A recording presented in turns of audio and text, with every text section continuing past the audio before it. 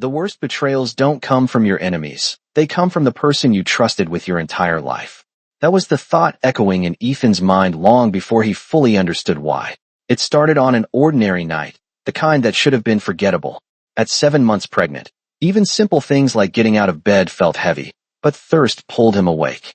He reached for the glass on his nightstand, found it empty, and sighed softly. Just a quick walk, he murmured to himself, one hand instinctively resting on the curve of his belly as he stepped into the dim hallway. The house was quiet, too quiet, except for something faint, something out of place. At first, Ethan tried to ignore it, assuming it was the TV left on, or maybe pipes shifting in the walls. But then it came again. A low sound. A voice. Familiar. His steps slowed. "Lucas?" he whispered under his breath, confusion tightening his chest. Lucas was supposed to be at the office, working late like he always claimed. The sound was coming from the guest room. Ethan hesitated at the door, his fingers brushing the frame as a strange, sinking feeling took hold. "I'm overthinking," he told himself, forcing a weak breath. But something inside him refused to let go. Slowly, almost against his own will, he leaned closer to the slightly open door. What he saw didn't register at first. His brain refused to process it. Lucas was there. But he wasn't alone. Daniel was with him. Too close. Too familiar. Ethan's heart stuttered as the truth crashed in, sharp and undeniable. He couldn't look away. He couldn't move. And then Lucas spoke, his voice low, steady, and devastating. "I only love you, Daniel." The words landed like a physical blow. Ethan's fingers tightened against the wall, his breath catching in his throat. Daniel let out a quiet laugh, uncertain. "Then what about Ethan? He's your husband, and the baby?" There was a pause, and for one fragile second, Ethan held on to hope, just enough to be destroyed by what came next. Lucas chuckled softly, dismissively. "He was never anything more than a cover. You know that. I needed a perfect image. A stable marriage. Someone who wouldn't question me." Ethan's vision blurred. His ears rang, but he forced himself to listen, as if hearing more would somehow make it less real. It didn't. "And the baby?" Daniel pressed again, quieter this time. Lucas's answer came without hesitation. "It's not mine." The world tilted. Ethan's hand flew to his stomach, instinctively protective, as if shielding the child from words alone. "Not mine." The phrase echoed, hollow and cruel. "What do you mean?" Daniel asked, a hint of confusion breaking through. Lucas exhaled, almost amused. "I made sure of it. That night he thinks we were together? He was drunk out of his mind. I set everything up. He'll believe whatever I tell him." Ethan's knees nearly gave out. "No." The word formed silently on his lips, but no sound came. Every memory he had clung to, every moment he thought was real, began to unravel. The warmth, the trust, the love, none of it existed. It had all been constructed, controlled, designed, and he had never seen it. Ethan staggered back from the door, his heart pounding so hard it hurt. The hallway spun around him as one thought cut through everything else, sharp and terrifying. Nothing in his life was real anymore. Not his marriage, not his past, and maybe, not even the future he had been holding on to. I did not remember walking back to my room. Only the sound of my own breathing, uneven and shallow, filling the silence around me. My hand pressed tightly against my belly as if I could shield my baby from everything I had just heard. "It is not yours, that does not matter," I whispered under my breath, my voice trembling in a way I could not control. The door closed behind me with a soft click, but the words kept echoing, louder than anything else. "Not mine. He planned it. He lied." I sank down onto the floor before I even realized my knees had given out. The carpet felt cold beneath my palms, grounding me just enough to stop myself from completely falling apart. "No, no, this cannot be real," I muttered, shaking my head as if denial could somehow undo what I had heard. But it was real. Every word, every laugh, every calm explanation from Lucas. It was too detailed to be a misunderstanding, too deliberate to be a mistake. My chest tightened until it hurt to breathe, and for a moment, I thought I might pass out. Then suddenly, a small movement came from within me. A gentle, unexpected kick. I froze. My hand stilled over my stomach as I felt it again. Soft, but undeniable. "Hey, I am here," I whispered instinctively, my voice breaking. Tears welled up again, but this time they felt different. Not just pain, not just betrayal. Something else was forming underneath. Something steady, something protective. "I am here, okay? I am not going anywhere." My fingers spread over my belly, holding it carefully, almost desperately. In that moment, Everything became painfully clear. Whatever Lucas had done, whatever lies he had built, none of that changed this. This child was mine. Mine to protect. Mine to raise. Mine to love. A slow breath left my lips, shaky but controlled. You think I will break? I whispered into the empty room, my voice dropping into something quieter, colder. You think I will just disappear after this? I let out a soft, bitter laugh, wiping my tears with the back of my hand. For the first time since I heard his voice, something inside me shifted. The pain did not disappear. It sharpened, focused, turned into something I could hold on to. Anger. Not loud. Not explosive. Just quiet and dangerous. I pushed myself up slowly, using the edge of the bed for support. My legs still trembled, but I stayed standing. You made a mistake, Lucas, I said softly, almost calmly, as if he could hear me through the walls. You should have made sure I never found out. The room felt different now. The same walls, the same bed, the same life I had lived for 2 years, but none of it belonged to me anymore. It was all built on lies. Every smile, every promise, every touch. Gone. I walked over to the nightstand and picked up my phone, staring at the screen for a long moment. My reflection stared back at me, pale, eyes red, but there was something new there too. Something that had not been there before. I exhaled slowly and dialed the one number I had not called in years. It rang twice before she answered. Ethan, my mother's voice came through, sharp with concern. Why are you calling this late? What is wrong? My throat tightened, but I forced myself to stay steady. Mom, I am coming home. There was a pause on the other end, heavy and immediate. What happened? She asked quietly. I closed my eyes for a second, feeling another small kick beneath my hand. I was wrong, I said simply. About everything. Silence stretched, then her voice softened in a way I had not heard in a long time. Then come back. That is all that matters. I swallowed hard, gripping the phone tighter. I will be there in a few days. When I ended the call, I did not feel relief. Not yet, but I felt something stronger than before. Direction. I placed the phone down and looked around the room one last time. This is over, I said under my breath. And this time, I meant it. The next morning, I woke up before the sun rose, but I did not feel rested. My body was heavy, my head clouded, yet my mind was sharper than it had ever been. For a few seconds, I stared at the ceiling, listening to the quiet house, and for the first time, I noticed how fake that silence felt. So this is what it really was, I murmured, my voice calm in a way that surprised even me. I placed my hand on my belly, feeling the slow, steady presence of the life inside me. We are leaving soon, I whispered softly. Just hold on a little longer. I pushed myself up carefully, moving slower than usual, but with intention. Every step felt deliberate now, like I was walking out of a version of my life that no longer existed. When I stepped into the kitchen, Lucas was already there, dressed neatly, as if nothing had happened. He turned when he saw me, his expression instantly softening into that familiar, practiced warmth. You are up early, he said, walking over and placing a hand lightly on my shoulder. I resisted the urge to flinch. Could not sleep. I replied evenly, keeping my eyes on the counter instead of his face. Is everything okay? He asked, his tone filled with concern, the same tone I used to trust without question. I almost laughed. Instead, I forced a small nod. Just tired. He smiled, brushing his hand over my arm. You should rest more. You are carrying our baby. The words hit differently now. Not comforting. Not loving. Just empty. I turned slightly, meeting his eyes for the first time since last night. I know, I said quietly. For a brief second, something flickered in his gaze, like he was searching for something. But I gave him nothing. No reaction. No suspicion. No pain. Just calm. He looked away first. I have a long day at the office, he continued casually. I might be late tonight. Of course you will, I thought. Aloud, I simply said, that is fine.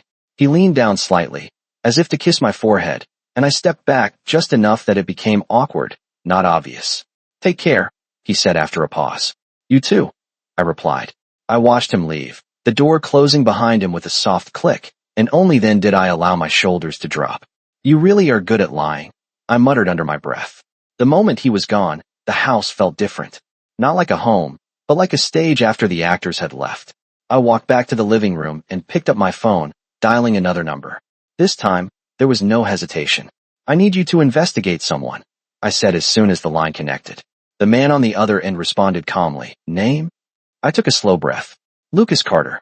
And Daniel. I want everything. Financial records, personal history, movements, Anything suspicious? There was a brief pause.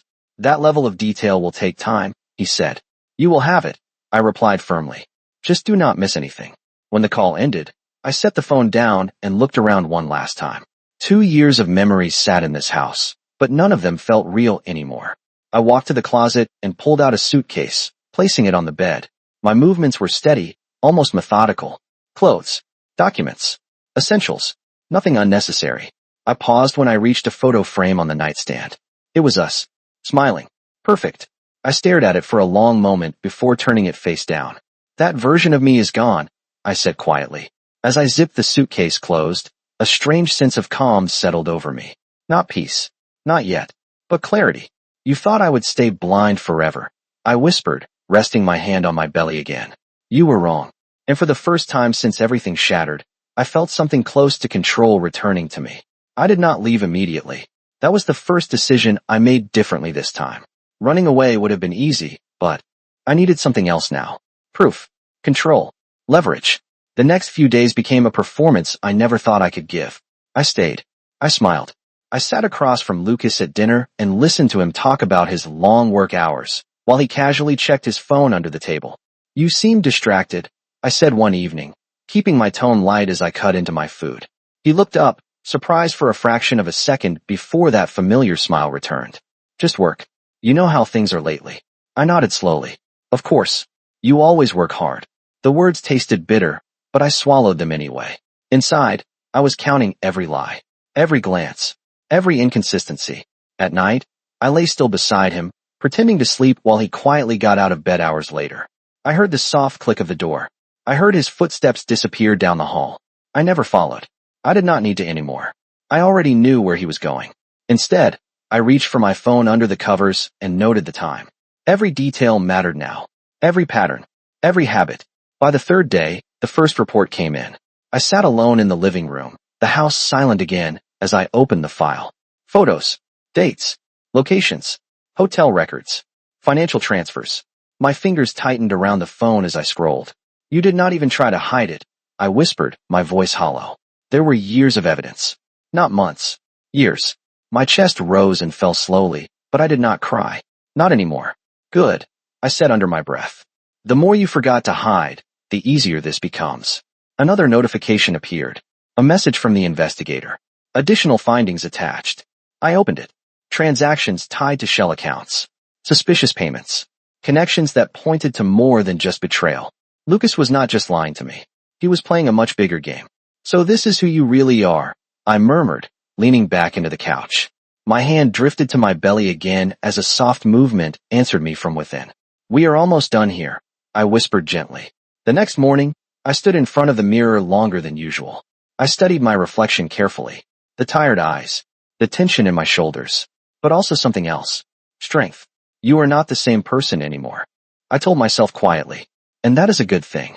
That evening, Lucas brought up the anniversary dinner. I booked a venue, he said, setting his phone down with a satisfied look. It is going to be special. 2 years is worth celebrating. I met his gaze, holding it just a second longer than usual. Yes, I replied calmly. It should be unforgettable. He smiled, clearly pleased. I knew you would like it. I returned the smile, just as practiced, just as convincing. I do. But inside, my thoughts were already moving ahead. The location, the guest list, the timing. Everything he thought he was controlling was about to become mine. Later that night, after he fell asleep, I sat by the window with my phone in hand. I dialed another number. I need a full presentation prepared, I said quietly. Everything we have. Organize it. Make it clear. Undeniable. The voice on the other end responded, understood. When do you need it? I looked out into the dark, my reflection staring back at me in the glass. In 4 days, I said. At the anniversary event. There was a pause, then a simple reply. It will be ready. I ended the call and rested my hand on my belly once more.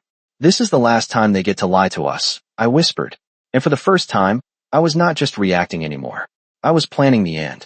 The night of the anniversary arrived faster than I expected, but I was ready long before the first guest stepped into the room. I stood in front of the mirror, adjusting the soft fabric of my tailored suit, my hand resting naturally over my belly. I looked composed, calm, almost radiant. No one would have guessed what was about to happen. Tonight, I whispered softly, meeting my own eyes in the reflection. We take everything back. Downstairs, the venue was exactly as Lucas had planned. Elegant, expensive, perfect. Crystal glasses, soft lighting, carefully arranged tables, and guests who believed they were attending a celebration of love. I could already hear the quiet laughter and polite conversations as I made my way in, each step steady despite the weight I carried. Lucas spotted me immediately. His face lit up as he walked over, reaching for my hand. "You look beautiful," he said, his voice warm, convincing.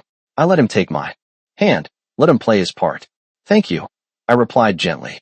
"So do you." He leaned in slightly, lowering his voice. "Tonight is important. I want everything to be perfect for you." I held his gaze, just long enough to make him believe me. "It will be," I said softly. And I meant it. As the evening unfolded, I stayed close to him, smiling when expected, nodding at conversations I barely heard. But inside, every second was ticking down to the moment I had been preparing for. I saw Daniel across the room at one point, standing slightly behind a group of guests. Our eyes met briefly. He looked away first. I almost smiled. When it was time for speeches, Lucas stepped forward confidently, drawing attention with ease. "Everyone," he began, raising his glass. "Thank you for being here tonight to celebrate 2 incredible years with the person I love most." Applause followed. I stood beside him, still composed. "Ethan has given me everything," he continued. "Trust, support, and soon, our child. I could not ask for more." The irony almost made me laugh, but I held it in. He turned to me with that same practiced affection. "I have a gift for you," he said, handing me a small velvet box. I opened it slowly, revealing an expensive piece of jewelry that meant absolutely nothing. "It is beautiful," I said politely, closing the box and setting it aside. Then I stepped forward. My turn. The room quieted. Every eye was on me. I took the microphone, feeling its weight in my hand, grounding me. "Lucas," I began, my voice steady, almost soft. "You are right. Tonight is special. 2 years of marriage deserves something unforgettable." I turned slightly, giving a small nod. The lights dimmed just enough for the screen behind us to come alive. At first, there was confusion. Then the first image appeared. Lucas and Daniel, together, entering a hotel. Another clip followed. A different day, the same pattern. Murmurs spread through the room like a wave. I did not rush. I let them see, let them understand. "This," I said calmly, "is the truth behind those 2 years." The next images appeared. Clear, recent, impossible to deny. Lucas's hand tightened around his glass. "Ethan, what is this?" he demanded, his voice no longer calm. I turned to look at him, finally letting the mask drop just. "Enough. You tell me," I replied quietly. Gasps filled the room as realization set in. I continued, each word precise. "The affair, the lies, the manipulation, all carefully planned, including my pregnancy." Silence followed. Heavy, suffocating. Lucas stepped closer, lowering his voice sharply. "Stop this right now." I held his gaze, unshaken. "No," I said simply. Then I reached into the folder placed beside the podium and pulled out a set of papers. I placed them directly into his hands. "This is my gift to you." He looked down, confusion flickering across his face before it turned into something darker. "Divorce papers?" he said, almost in disbelief. I nodded once. "Signed." The room was completely silent now. I stepped back, my hand resting protectively on my belly. "You wanted freedom," I said quietly. "Now you have it." And with that, I turned and walked away, leaving behind the illusion he had built and destroying it in the same moment. The moment the doors closed behind me, the noise from inside faded into something distant, almost unreal, like it no longer belonged to my world. The night air hit my face, cool and sharp, and for the first time in what felt like years, I could breathe without feeling suffocated. My hand rested over my belly as I walked down the steps slowly, carefully, each movement deliberate. "It is over," I whispered under my breath, more to myself than anyone else. But even as I said it, I knew this was not the end. It was the beginning. A car pulled up in front of me, right on time. The door opened, and I saw her. My mother stepped out before the driver could even move, her eyes scanning me quickly, taking in every detail. "Ethan," she said, her voice steady but filled with something deeper. I stepped forward, and for a brief moment, all the control I had built cracked just slightly. "I am okay," I said before she could ask, though my voice was softer than I intended. She did not argue. She simply pulled me into a firm embrace, one hand resting gently against my back. You do not have to be strong all the time, she murmured quietly. I closed my eyes for a second, letting myself feel that warmth, but only for a moment. Then I pulled back, steady again. I am not going back, I said. I know, she replied without hesitation. The drive away from that place was silent, but it was not heavy. It felt like leaving something behind that had already been broken beyond repair. I watched the lights fade through the window, my reflection staring back at me, unfamiliar but stronger. When we arrived at the estate, everything felt different. Familiar, yet distant, like a life I had once abandoned and was now reclaiming. The doors opened, and the scent of home wrapped around me in a way I had not realized I needed. Your room is ready, my mother said softly. I nodded, stepping inside, but I did not go straight to rest. Instead, I walked toward the large windows overlooking the city. The skyline stretched out before me, steady and unmoved by everything that had just happened. He is going to come after you, my mother said from behind me. It was not a question. I let out a slow breath. I know. She stepped closer, her presence calm but firm. Then you need to be ready. I turned to face her, meeting her gaze without hesitation. I am not the same person anymore, I said quietly. He cannot control me again. She studied me for a long moment, then nodded once. Good. The next morning came quickly, and with it, a new reality. I stood in a different office now, one that used to belong to her, now mine. The Carter Group logo behind me felt heavier than any responsibility I had carried before. A team of executives sat across the table, their expressions a mix of curiosity and uncertainty. They had heard something. Not everything. Not yet. I placed my hands on the table, steady. We are moving forward, I said calmly.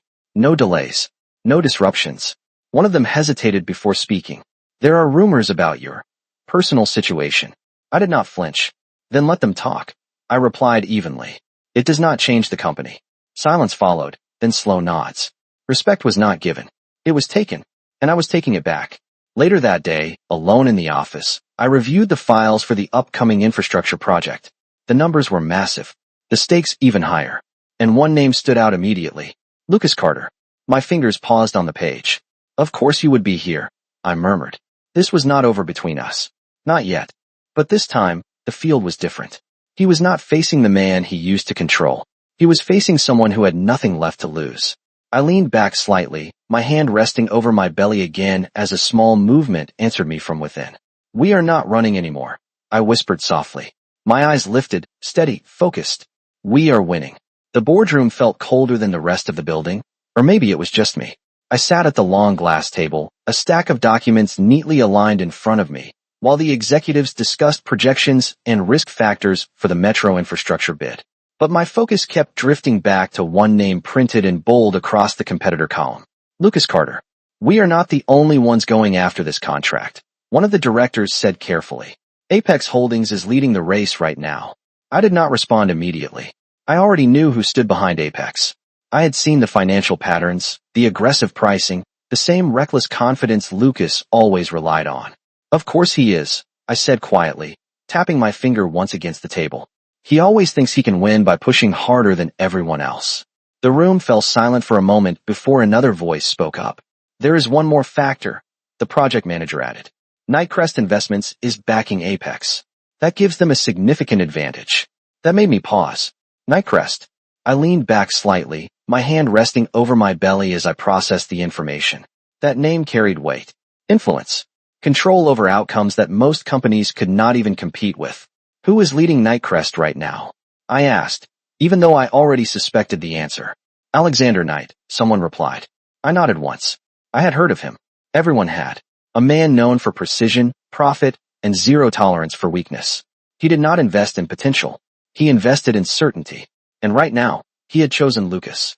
Set up a meeting, I said. The room shifted slightly, surprised. With Alexander Knight, one of them asked. I met his gaze calmly. Yes.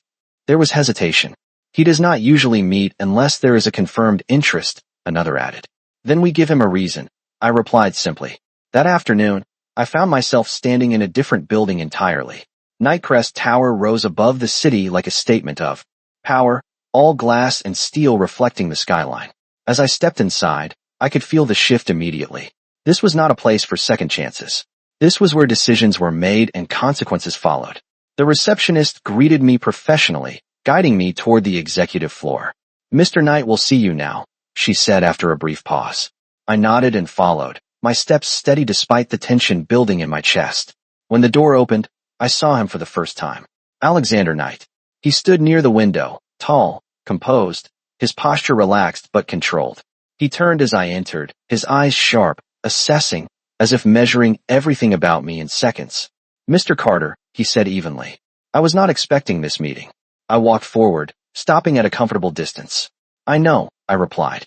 But I think you should hear what I have to say. He studied me for a moment before gesturing toward the chair. You have 5 minutes. Direct. Efficient. Exactly as expected. I sat down slowly, placing my file on the table. You are currently backing Apex. I began, keeping my tone calm. But you are investing in short-term gain without evaluating long-term risk. One of his brows lifted slightly. That is a bold claim. I met his gaze without hesitation.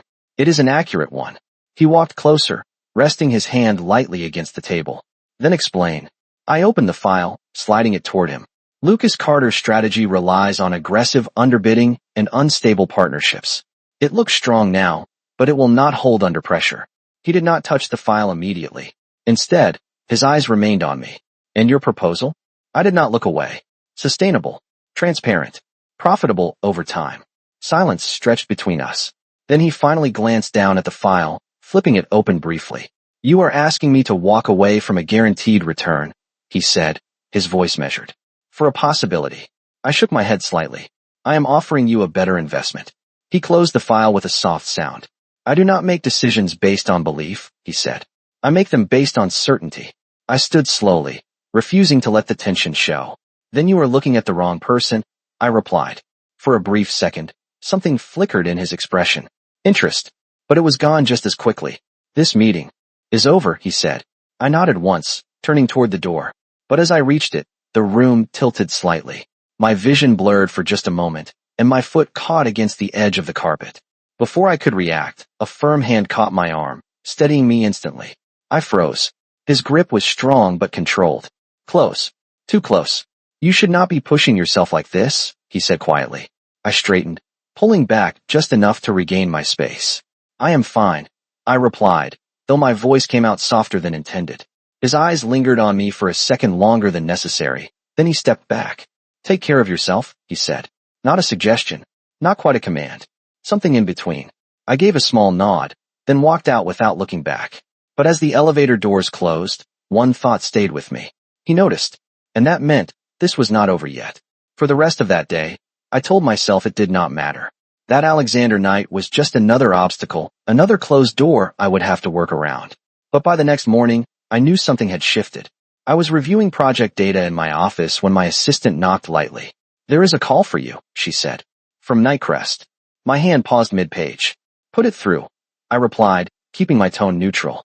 The line connected a second later. Mr. Carter. His voice came through, calm, measured, unmistakable. I straightened slightly in my chair. Mr. Knight. There was a brief pause, not awkward, but deliberate. I reviewed your file, he said. More thoroughly this time. I did not respond right away. I let him continue. You were right about Apex, he added. There are inconsistencies in their structure. Risks they are not disclosing. I leaned back slowly, my fingers resting lightly over my belly. I assumed you would notice eventually, I said. There was the faintest shift in his tone, something almost resembling approval. You are direct, he said. I prefer clarity, I replied. Silence lingered for a moment before he spoke again. I want another meeting. My grip tightened slightly on the armrest. When? Today, he answered. At your office this time. That surprised me more than I expected. He was coming to me. That works, I said simply. When the call ended, I exhaled slowly, my pulse. Just a little faster than before. So you changed your mind, I murmured under my breath. A small movement answered me from within, and I rested my hand over my belly again. Looks like we are not done yet. When he arrived, the atmosphere shifted immediately. The entire floor seemed to quiet as Alexander Knight walked in, his presence commanding without effort. He did not waste time with unnecessary formalities. Show me everything, he said as soon as we sat down. I did. Every projection, every adjustment, every risk mitigation plan. This time, I did not try to convince him. I simply presented the truth. He listened, really listened, occasionally asking precise questions, his attention sharp and focused. At one point, He leaned slightly closer, pointing at a section of the report. You adjusted this timeline, he noted. Yes, I replied. It reduces short-term gain, but stabilizes long-term delivery. He studied me for a second instead of the document. Most people would not choose that. I met his gaze. Most people are trying to win fast. He held that look just a moment longer. And you? I did not hesitate. I am trying to win, right? Something in his expression changed then. Not dramatic. Subtle. But real. The meeting lasted longer than expected. When it ended, neither of us stood immediately. There was a quiet understanding settling between us, unspoken but clear. You are different from what I expected, he said finally. I allowed a small breath out. That is not always a bad thing. He nodded once. Then his gaze dropped briefly to where my hand rested over my belly. You should be resting more, he said, his voice lower now. I almost smiled. I have heard that before. He did not smile back, but there was a softness in his eyes that had not been there before. I mean it, he added. For a second, I did not know how to respond. No one in this space spoke to me like that. Not as a leader, not as someone carrying responsibility, but as something else. I will keep that in mind, I said quietly. As he stood to leave, his hand brushed lightly against the back of my chair, close enough that I felt it without it being intentional. Or maybe it was.